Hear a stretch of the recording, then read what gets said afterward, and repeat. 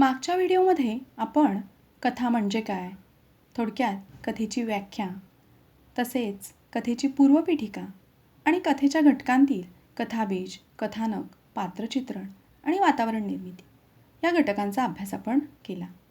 आता आपण कथेच्या पुढील घटकांचा अभ्यास या व्हिडिओमध्ये करणार आहोत. कथेचा पुढचा घटक आहे नाट्यमयता किंवा संघर्ष. कोणतीही कथा घ्या की कथेमध्ये चांगल्या वाईटाचा संघर्ष हा असतोच आणि त्यातूनच त्या कथेला नाट्यमयता येते. या चांगल्या वाईटाच्या संघर्षातूनच कथा ही उत्कर्ष बिंदूपर्यंत पोहोचते.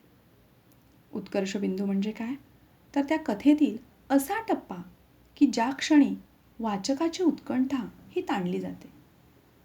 उत्कंठा ताणली जाणं म्हणजे काय, की आता पुढे काय होईल किंवा पुढे काय होईल अशी वाचकाला उत्कंठा वाटत राहते. आणि मग वाचकाच्या कल्पनेप्रमाणे पुढे जर घडलं नाही की त्याची उत्कंठा आणखीन वाढते. आणि हा जो भावभावनांचा खेळ लेखकाने कथेमध्ये मांडलेला असतो, तर त्यातूनच नाट्यमयता निर्माण होते. प्रत्येक वेळी हे नाट्य अगदी वाईट घटनेमुळेच उद्भवते असे नाही, तर कधीकधी आनंदी घटनांतून सुद्धा नाट्यमयता निर्माण होते. कथेच्या शेवटी कथेतील अनुभवांचा किंवा घटनांचा उत्कर्षबिंदू जरी नाट्यपूर्ण रीतीने साधता येत असला, तरीही कथानकाच्या ओघामध्ये स्वाभाविकपणे झालेला कथेचा शेवटही वाचकाला खूपच आकर्षित करतो. उदाहरणार्थ पहा की शोध या कथेमध्ये एका नोटेच्या शोधासाठी रात्रभर भटकणाऱ्या, सुरुवातीला हेकट वाटणाऱ्या, पण नंतर आपल्याला तिचा जो काही तिच्या वेडेपणातील जेव्हा भावनिक गुंता जेव्हा उलगडतो ह्या अनु या पात्राचं, तेव्हा त्या अनूचा नव्यानेच आपल्याला शोध लागतो. तसंच टॅक्सी ड्रायव्हरच्या अनुभवाने जीवनाचे उलगडलेले सत्य या कथेला नाट्यमयता प्राप्त करून देते.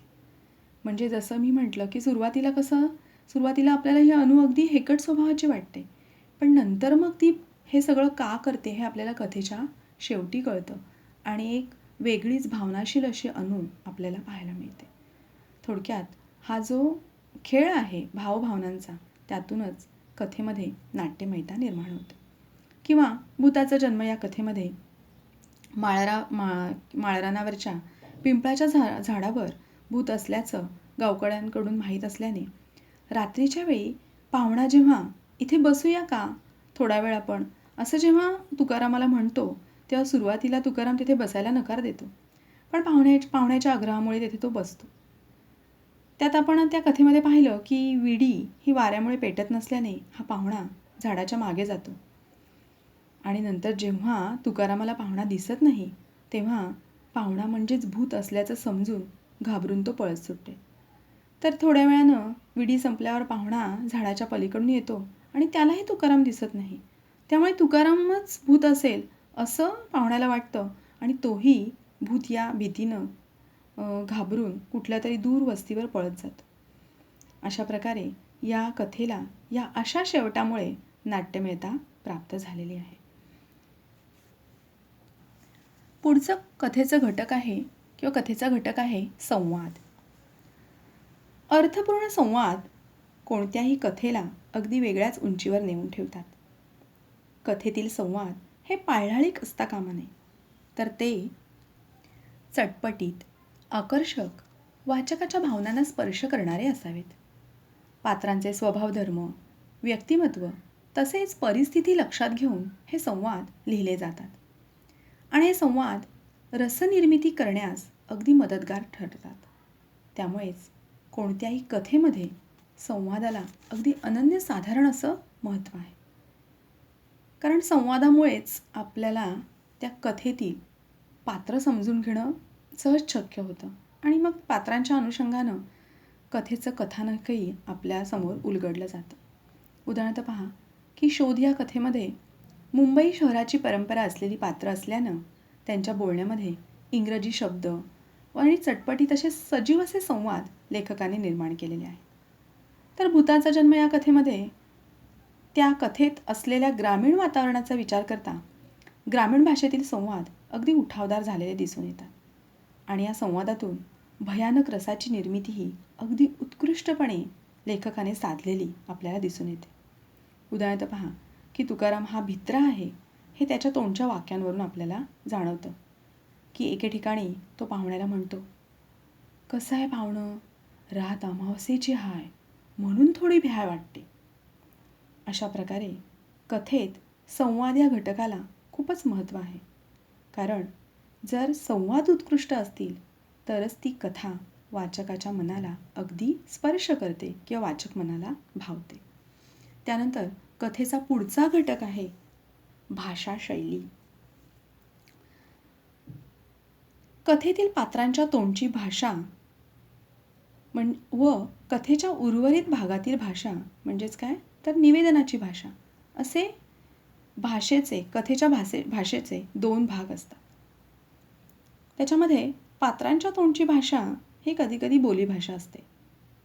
पण कथा लिहिताना साधारणतः मात्र प्रमाण भाषेचाच वापर केला जातो. तर कधीकधी संपूर्ण कथा ही बोलीभाषेमध्ये लिहिली जाते. तसंच पात्राच्या तोंडची भाषा ही त्या पात्राचं वय, शिक्षण, सामाजिक दर्जा, आर्थिक स्तर, त्याची मनोवृत्ती इत्यादी अनेक घटकांवर अवलंबून असते. पात्रांच्या स्वरूपानुसार त्याच्या तोंडची भाषा ही लेखकाला लिहिता आली पाहिजे. निवेदनाची भाषासुद्धा कथेचे व्यक्तिमत्व घडवत असते आणि ती भाषा वातावरण निर्मिती करून कथानकाला पुढे नेते.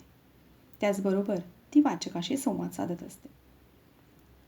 या भाषेमध्ये वापरलेले शब्द, प्रतिमा, प्रतीके, अलंकार खूपच महत्त्वाचे असतातच. पण त्याचबरोबर लेखकाचा दृष्टिकोन, विचार इत्यादींचाही त्या भाषेवर परिणाम होत असतो.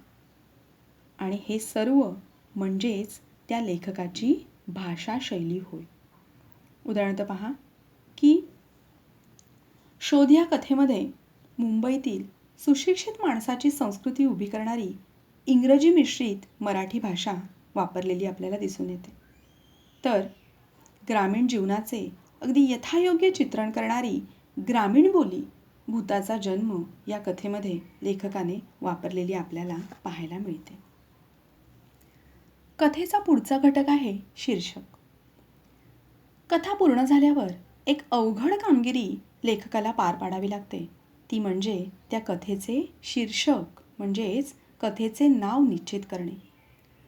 शीर्षक निश्चित करणे हे खूपच जिकरीचे म्हणजे कठीण काम असते. कारण कथेला देण्यात आलेले शीर्षक वाचून कथेच्या अंतर्भागात काय दडले आहे याचा मोघम आराखडा हा वाचकाच्या डोळ्यासमोर उभा राहणं गरजेचं असतं.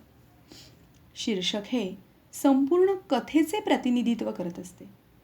थोडक्यात कथेचे शीर्षक म्हणजे कथेचे नाव वाचूनच कथा काय असावी याचा अंदाज हा वाचकाला आला पाहिजे.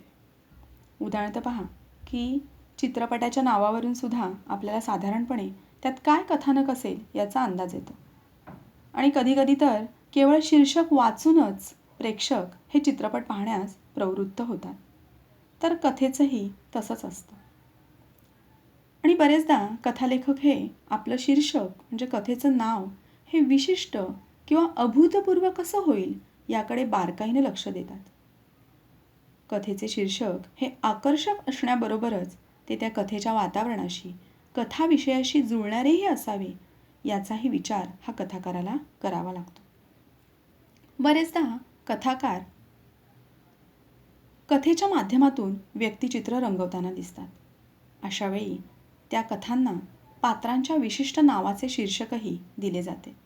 उदाहरणार्थ तुम्ही पुलंचं व्यक्ती आणि वल्ली हेच पुस्तक वाचलं असेल तर त्याच्यामध्ये अंतू बर्वा नावाचं शीर्षक असलेली कथा आहे. त्याच्यामध्ये अंतू बर्वा या पात्राचं समग्र चित्रण त्याच्यामध्ये केलेलं आहे.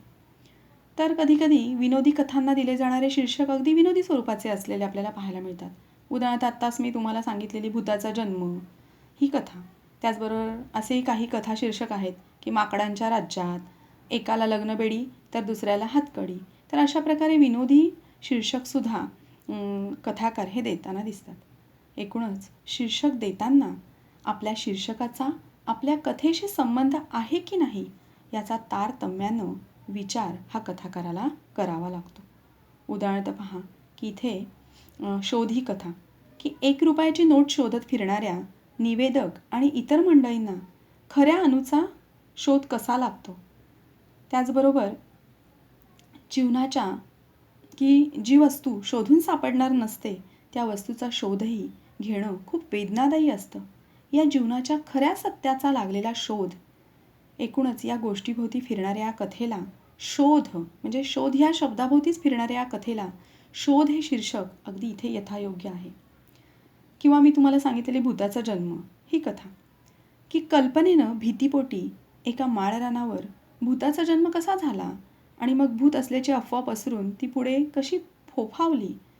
तर या दृष्टीने विचार करता भूताचा जन्म हे शीर्षक या कथेला अगदी योग्य असल्याचं आपल्याला पाहायला मिळतं. एकूणच काय की कथेचं शीर्षक हे खूप आकर्षक असायला हवं, कारण त्यातूनच वाचक ती कथा पाहायला प्रवृत्त किंवा कथा वाचायला प्रवृत्त होतात. या सगळ्या घटकांबरोबरच इतर घटकही कथेच्या दृष्टीने महत्त्वाचे असतात. त्याच्यामध्ये कथालेखनामध्ये कथेचा प्रारंभ म्हणजेच कथेची सुरुवात, मध्य आणि कथेचा शेवट हे टप्पेही खूप महत्त्वाचे असतात. कथेची सुरुवात ही विरोधाभासातून तर कधी पात्रांच्या परस्पर विरोधी भूमिकांतून होते.